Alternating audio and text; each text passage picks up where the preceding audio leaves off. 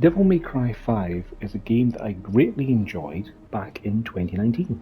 I got it day one for the PS4, played through, streamed the whole thing, had a great time, and you know, I liked it. I hadn't played it pretty much since then. So when Devil May Cry 5 Special Edition hit PlayStation Plus Extra, I was like, cool, I'll check out the Vergil DLC, I'll re-experience the game, and I'll have a good time with it.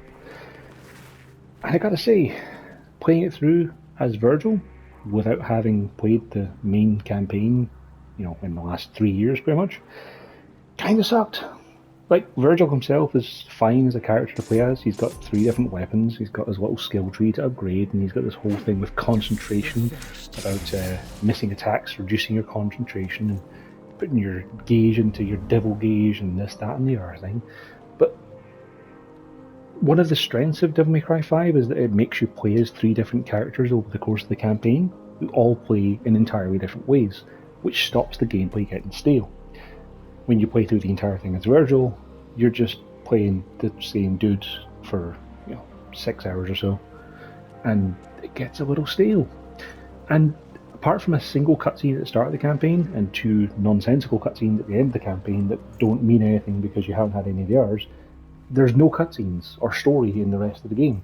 Even just the fun little interactions of like calling for Nico in her van to smash through stuff to get to you so you can get upgrades before a boss fight. None of that. It just drops you into the action.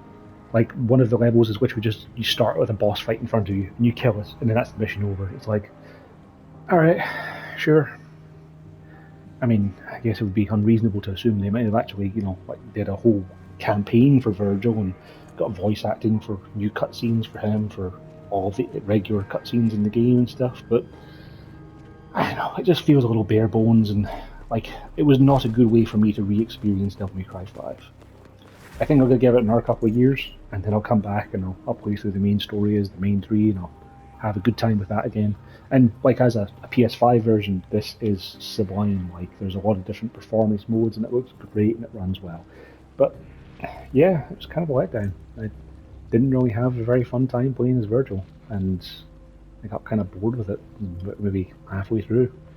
Probably just stuck it through so I could see I finished it for this year. So if you haven't played it in a while, maybe consider replaying the main story first before playing as Vergil. That's what I think.